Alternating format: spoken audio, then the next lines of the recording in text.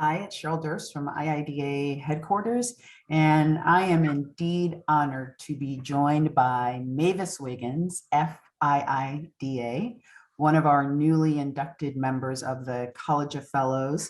Mavis is a studio design director at TPG Architecture, a fervent and ardent leader in the New York and in fact the worldwide design community. And I'm honored to say a good friend. Cheers, Mavis, how are you? I'm fine, Cheryl. It's great to see you. And I am so honored to be a part of the inducted in the College of Fellows. It's really quite an honor. And I look forward to contributing in any way I can. Oh, that's fantastic, Mavis. Your career to date has been extraordinary, and you were chosen as a fellow due to no small part of your impressive career and contributions to the interior design industry. You've been noted as an influential leader, a thought leader, and a trailblazer, and you take pride in engaging in this ongoing conversation about equity and inclusion and representation in our industry. You've developed a large and multifaceted workplace portfolio with an emphasis on financial services within the tenure as managing executive and studio creative director at TPG. You've been acknowledged as Interior Design Magazine's 2020 Best of Year in the interior design category of corporate design. And you also were an honoree at the IIDA Leaders Breakfast in 2018. So that's a lot, Mavis. You continue to have, because I'm not using the past tense, you continue to have such an impressive career, and you're an icon in the design community. Can you tell us a little bit more about Mavis, the personal Mavis as well as the professional Mavis? How did design become your career? Well, you know, it's interesting. It became my career a little bit through the back door, but early on. And, you know, I'm from California originally, and I grew up around a lot of like really, well, it was an interesting political atmosphere, but it was also an intellectual community. And there was a lot of opportunity to see some great architecture and art and literature, and all of that was all around me. But I developed a passion for photography. Oh. Photography was really where I really learned to understand how to frame space and actually see space and understand how to frame things and really focus on detail. And so when I left home to go to Pratt Institute, I was thrown into, first of all, New York City, which was a completely different world than Berkeley. But it was so exciting for me, someone who's like 19, coming from, you know, a different environment across the country. And when I entered the Institute, I completely expected to be learning photography and really honing that skill. But I got exposed to so much more there. And I realized that what I had learned, how my eye had been trained, had through photography, had piqued my interest in shaping space and really how you could really influence how people sort of enter space and react around space, but also how you can sort of frame communities and have an impression on different communities and things like that. So it was kind of a powerful, you know, moment for me, because I really realized that I could influence how people really interact in a space and actually make it better for them. You know, I was all about, you know, making improvements and making people really feel good. So it kind of stuck with me. So I kind of stayed in that mode, and I've been doing it, you know, I've stayed in the industry ever since, and I'm really happy I did. That's a great origin story. So you traveled all the way across country from Berkeley to New York. Now, was your intention when you arrived at Pratt to major in photography? When did you ultimately you ended up majoring in interior design? Right. And I think, you know, Pratt Institute has a great program because it kind of teaches you a well-rounded touch points when you first come in, because they figure it's foundation art. They figure you may have some ideas about what you want to do, but you may not know what you don't know.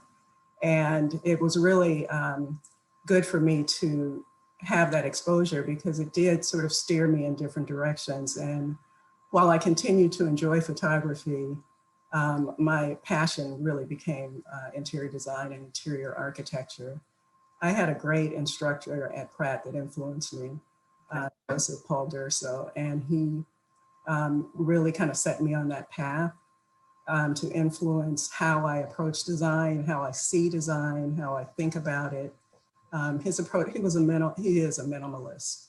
And I continue to understand how important it is to have that sort of design clarity when you approach space. And so I try to keep things very clean and honest and open and you know, true to what our clients really need, as opposed to embellishing the space with things that they don't need. Yeah. Were you at a young age, in maybe middle school or high school, and obviously photography was your passion, were you supported? Did you feel well supported in finding a career in the arts and in design? I did, actually. In some ways, it felt like it's kind of easier in a way when you're doing your own, you know, when you're your own artist, you know, and you're approaching things independently of clients and, you know, other people having influence over what you're doing. But at the same time, it's, you know, like for example, my father saw that I had a passion for photography. So he bought me a enlarger, and I converted my bedroom closet into a dark room. And this was when I was in high school. But again, you know, being in Berkeley, there were such great curriculums and exposure. So there was a great photography instructor there, and being near the Berkeley campus, you know, there were often times when we would go over and hear lectures. And I would listen to, be exposed to then architecture professors and people of that nature. So I was sort of kind of getting the bug even, you know, while I was in high school. So yeah, I was definitely influenced by, you know, my surroundings and the people that I was exposed to, the opportunities I was exposed to. Good, good. I'm glad to hear that. We often hear the opposite story, that so many designers don't always feel supported, whether it's from family or circumstances, don't feel supported in their career choice. So I'm glad to hear that you were supported. Let's talk a little bit about your career path. What was your first job? Where did you get started? How did you get from, you know, that Mavis just starting out as an emerging designer to the leader that you are now? Well, I think I had, you know, I was fortunate enough to have the opportunity to work at some pretty major design firms early on in my career. And actually my first position was with HOK. It was, you know, and, you know, I was really young, and actually at that time, I, you know, was interviewed. I had a really great interview, and the designer that interviewed me, in the end, he confessed that one of the reasons he hired me was because he liked my name. So that was a way to enter into the industry. But then shortly after that, I joined Stanley Felderman's practice, which was on Fifth Avenue in an attic space at the top of what was then the Columbia Pictures building. And he taught me an awful lot as well. I mean, such a brilliant designer,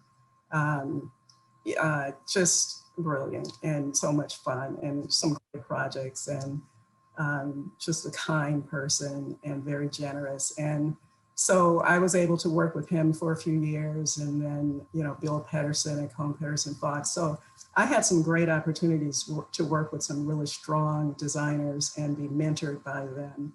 And I think that that's how, and taken under their wing to some degree. So I think that's how it made me sort of develop into the right direction and could develop really high standards for where I wanted to take my practice. That's yeah. You named some fantastic people there. Stanley, still very much a good friend, still a incredible influence in our industry, and multifaceted in his approach and in his talent. So thank you for giving Stanley a shout out. You mentioned mentorship, Mavis, and some people who've mentored you.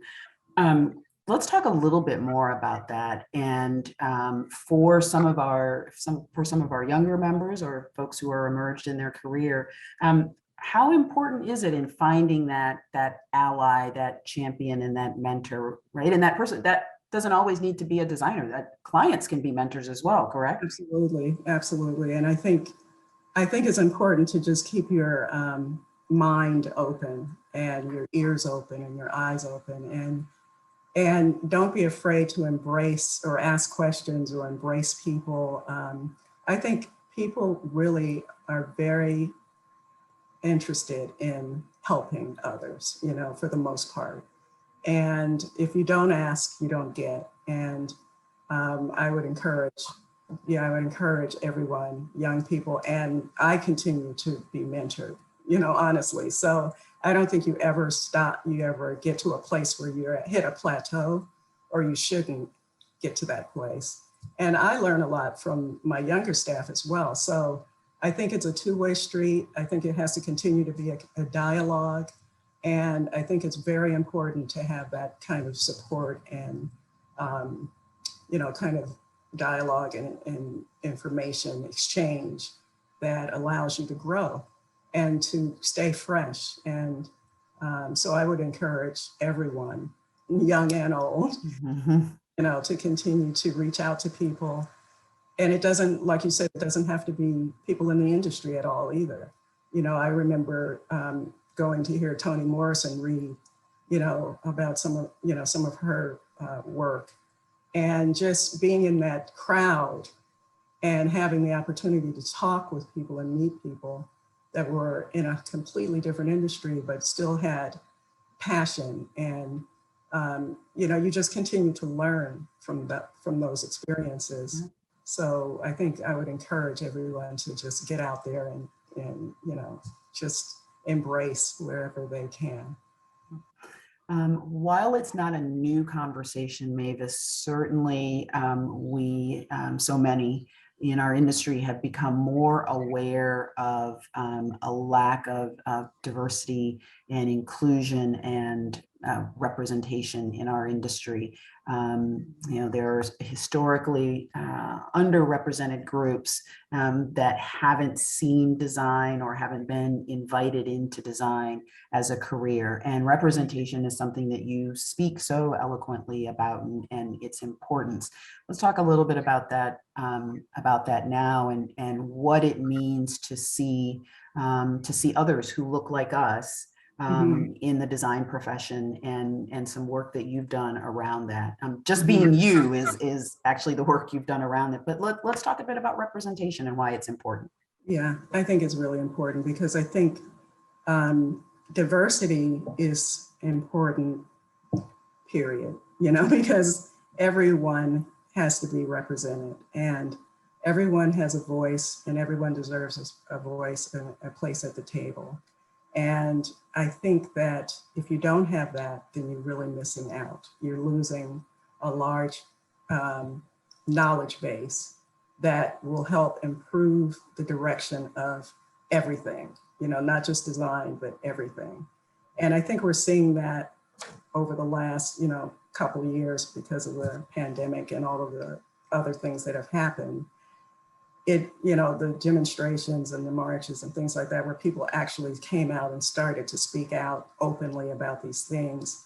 I don't think the door is going to shut again. I think it's really open now to dialogue, whether it's, African Americans, Asians, everyone, young people, everyone should be included in this conversation. And I think we have to keep this going because I think it's really important that we have representation and inclusion.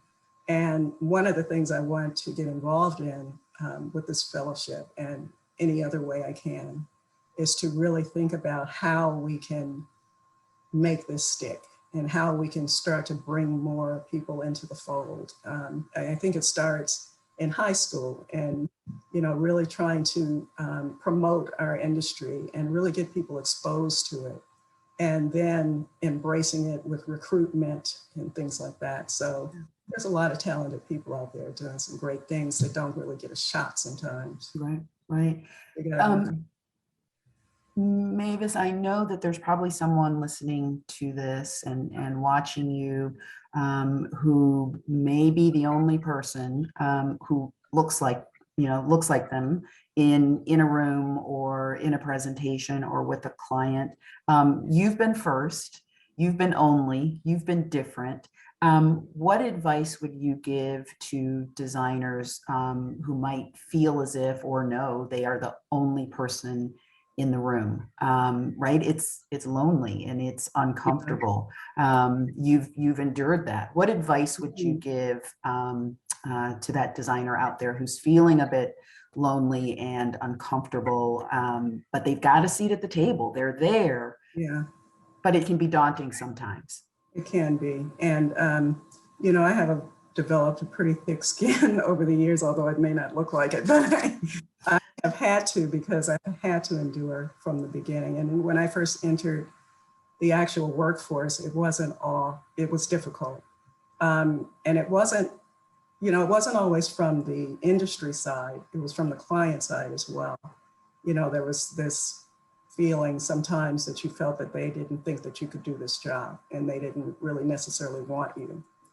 And so I would say, what I would suggest is just be true to yourself, really understand what your capabilities are, be confident, be strong, keep your head up, and just keep going forward, and don't let anybody drag you down. I know that's easy to say, but then reach out to other support groups and other communities that are about, this, that will mentor you, bring you into the fold, and help give you some advice and comfort to get you through those difficult times.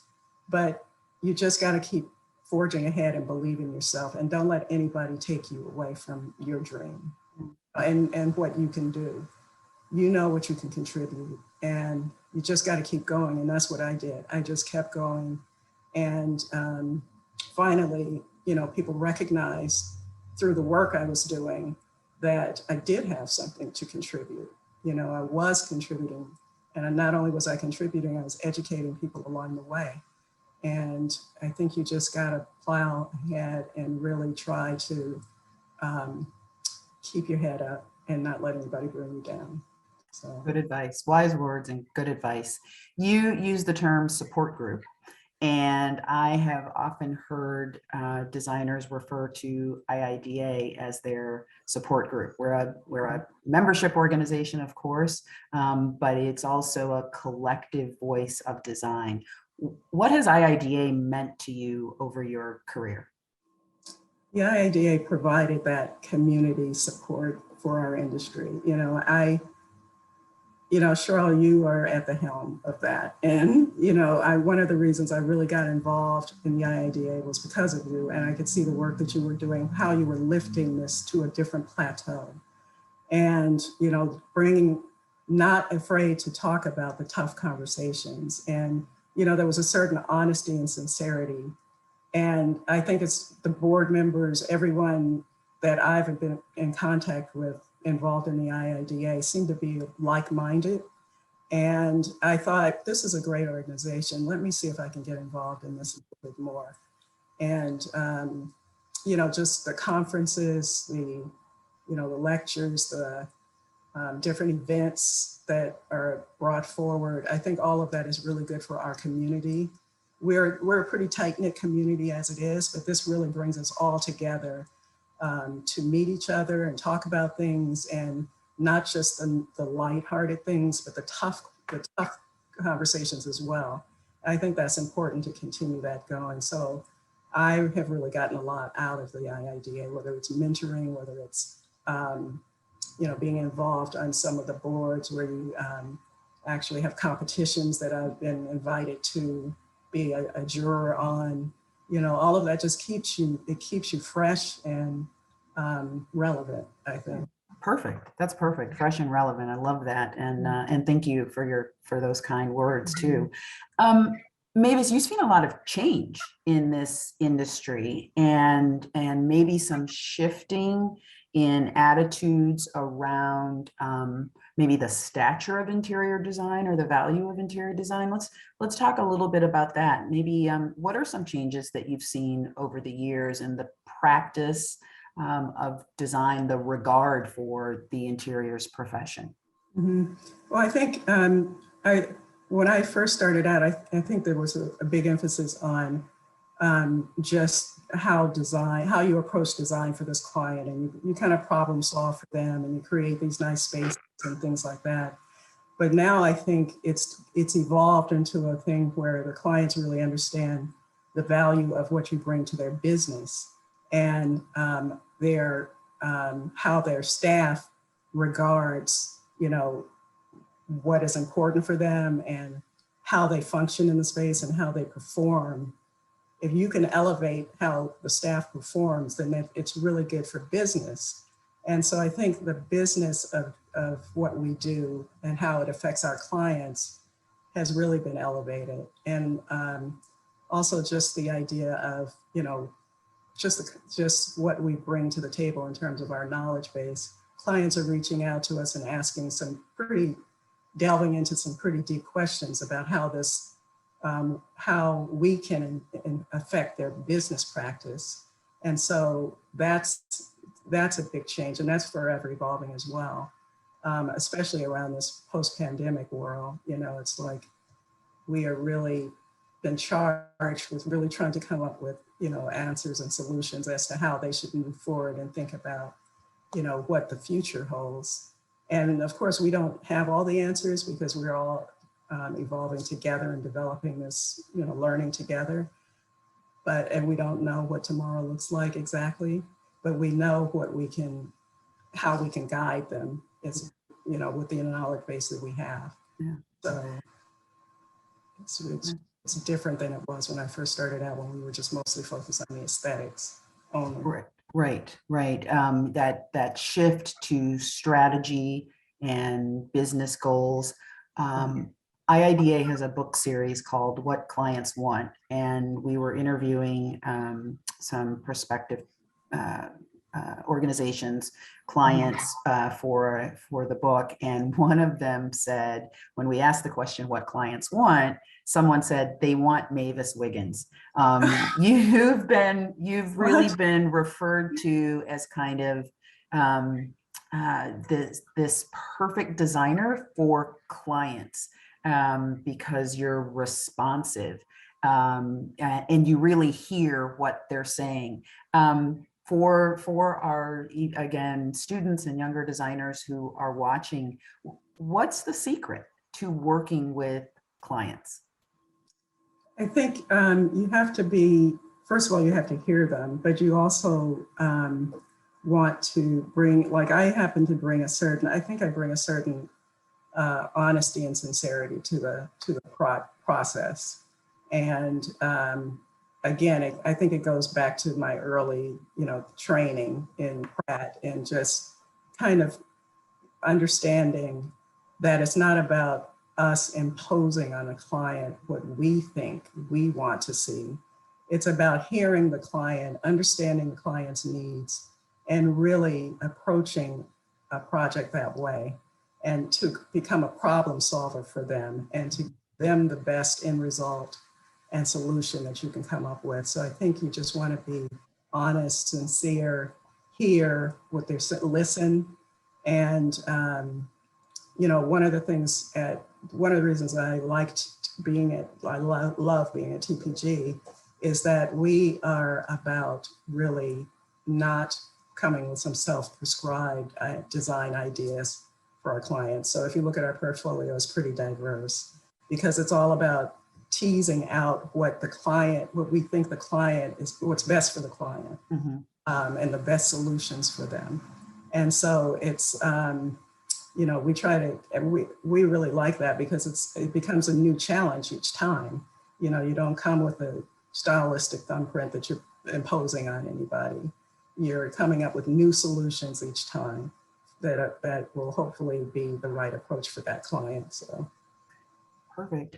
Since we're talking about clients, has there been any particular client or project that has been very transformative for you as a designer? I know that every project is special and has its merits, but do you have any example of a client or project that maybe changed how you thought about design or about your practice? Mm-hmm. I have had many experiences, so it was kind of difficult to pinpoint one, but some of the ones that I've felt that I've been most influenced by or that were transformative for me was I had an opportunity to work with the Rockefeller Foundation for their headquarters in New York early on. And at that time, you know, I was working with scientists and people that were talking about, you know, all sorts of different ways of thinking about where the world was going and how food was being processed in China and, you know, just all sorts of wide ranging subject matters. So we were challenged with trying to bring some of that thinking into the design of the space. And with that came Maya Lin. And so they engaged Maya Lin to do a project. So I was able to meet with her in her studio, or this is many, many years ago, and, you know, really kind of collaborate with her on a different level and then bring that information back to these scientists and intellectual people and so I thought we created a great space. But most recently, I would say it was the IEX project. It's a stock exchange basically, and it's their whole thing is about, you know, bringing fairer markets to Wall Street and really engaging people to be, you know, honest and transparent. And their philosophy was so strong that it really was difficult. You could not ignore it. You had to bring that into the entire design of the space.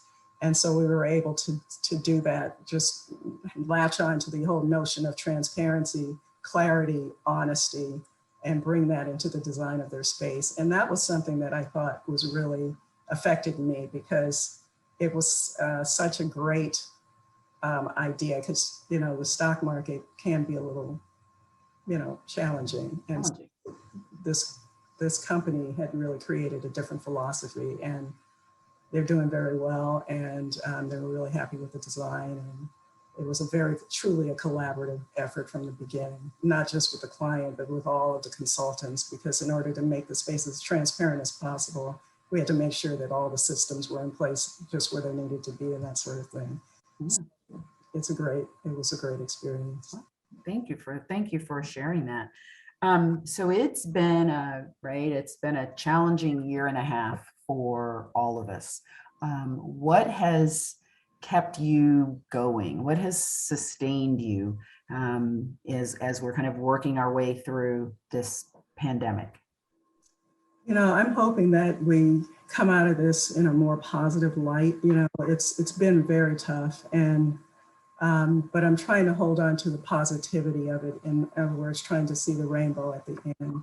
I think that it's one of the things that's come out of it is makes people understand how much we depend on each other and how much we need each other. And I think that is going to be something that I hope sticks with us. I think the whole notion of health and wellness is really important. Life is fragile. How I approach life now is very different than I did before. I just try to remember to live each day and understand how important life is. And I'm hoping that we can continue in that vein and it becomes, you know, something that makes us better and the world better as a result of it. And it's, you know, it's an international thing. So I'm hoping that it's a global change in how we view our environment, how we view ourselves and our dependence on each other. And then through that, I think we will come out with some pretty innovative new design solutions and, you product solutions and things like that. So I'm hoping that we're getting to the next plateau with all of that and how we see things. Some good lessons learned, and hopefully we'll hold on to those good lessons learned.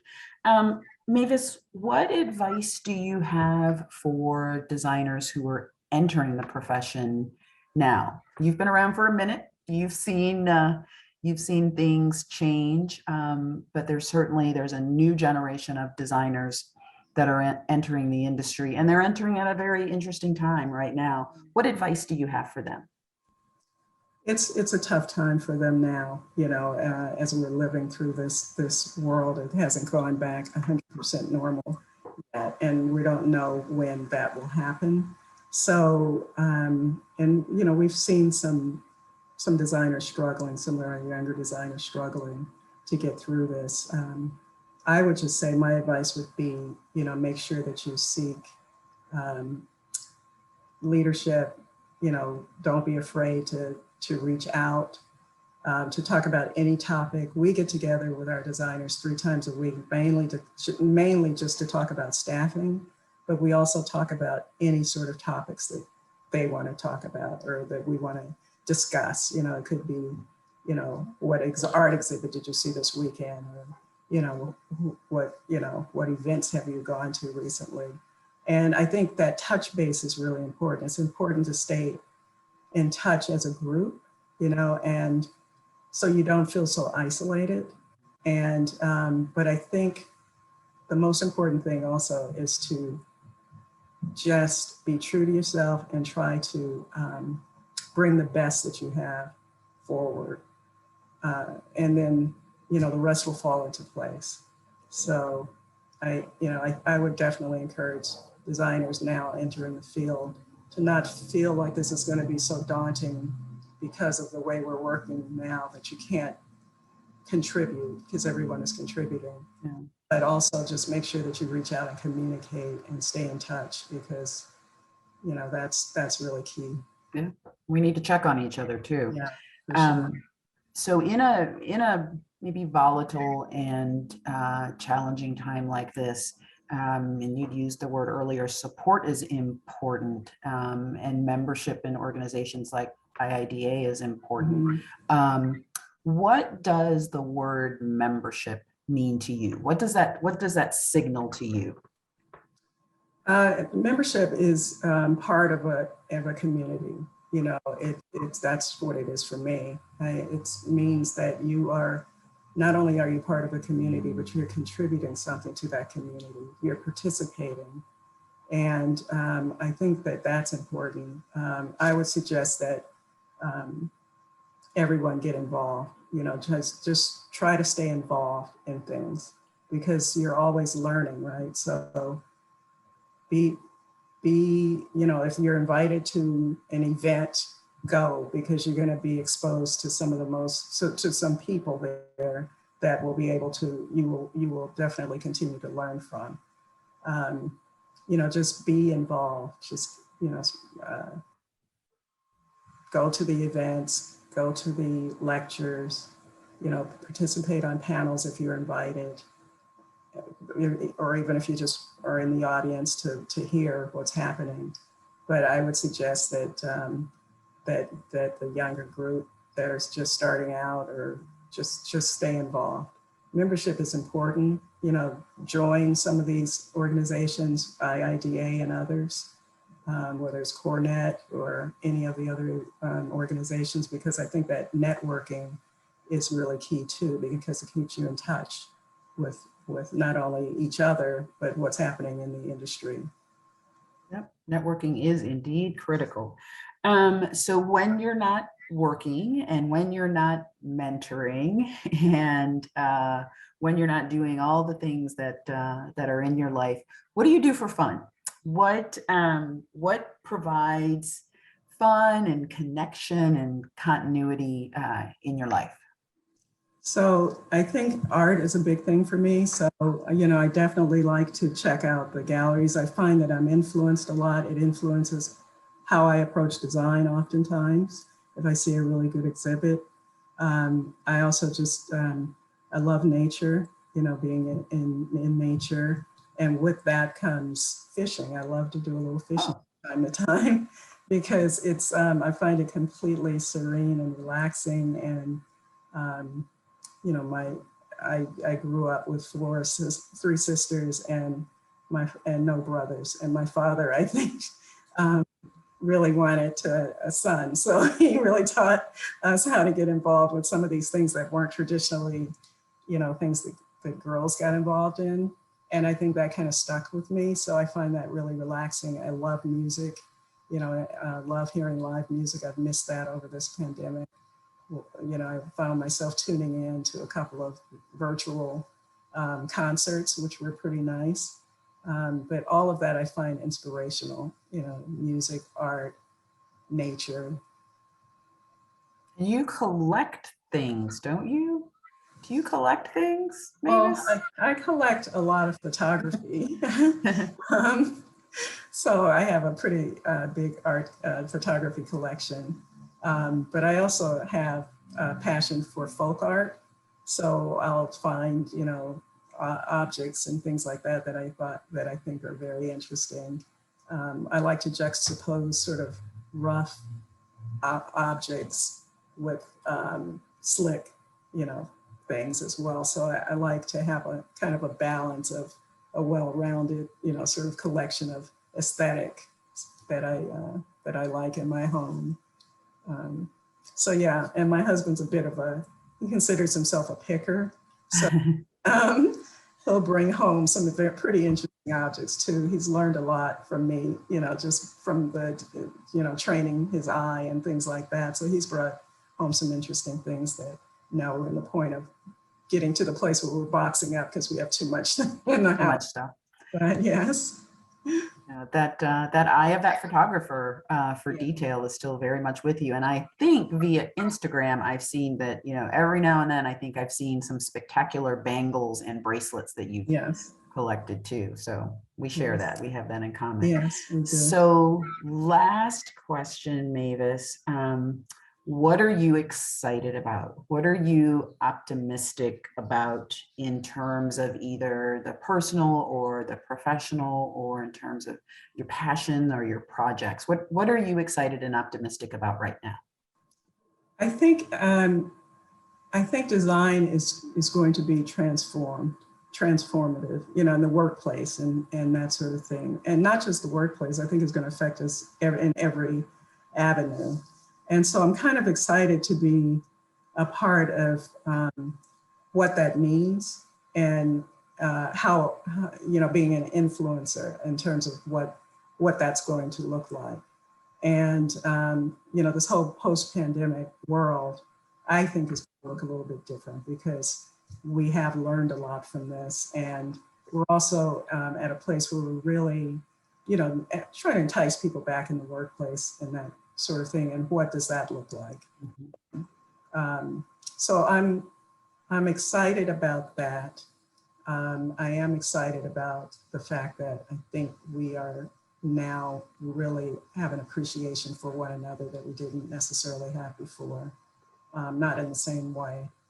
And I'm also excited about the whole idea of equity and inclusion and how, I can focus my attention on that mission, and because I think it's all part of the same circle, right? Absolutely. Well, we are so honored, Mavis, to have this conversation with you. And thank you to the ever positive, ever authentic, ever optimistic and graceful Mavis Wiggins, FIIDA. Thank you so much, Cheryl. It was lovely. Thank you.